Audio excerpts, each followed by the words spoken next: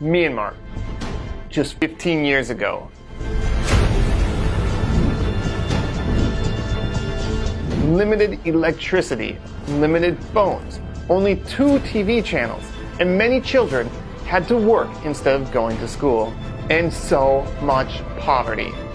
Myanmar was North Korea.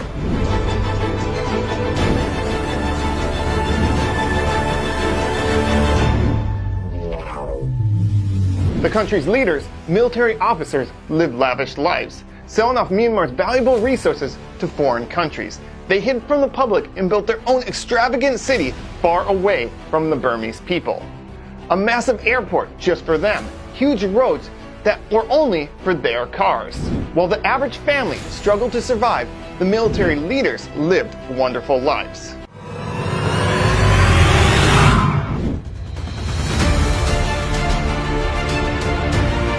But finally, a hero emerged, a woman in a male-dominated society. In 2016, Aung San Suu Kyi became state councilor, similar to the prime minister, and Myanmar seemed to change overnight.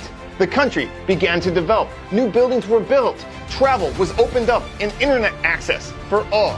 And most importantly, children started going back to school, and schools were being built in some of the most remote places in Myanmar. And Myanmar was ranked the 5th most developing country in the world.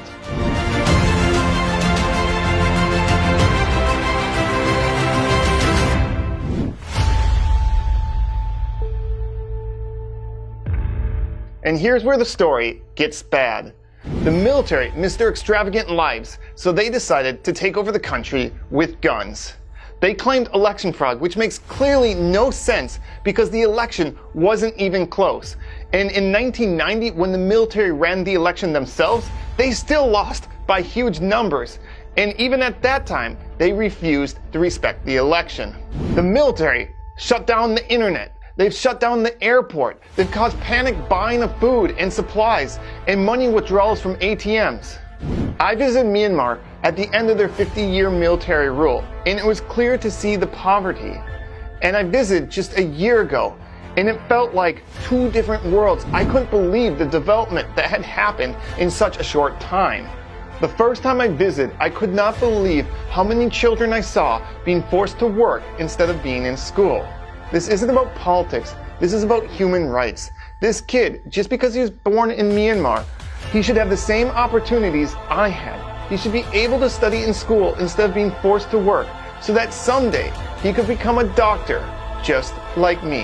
Help me let the world know about Myanmar.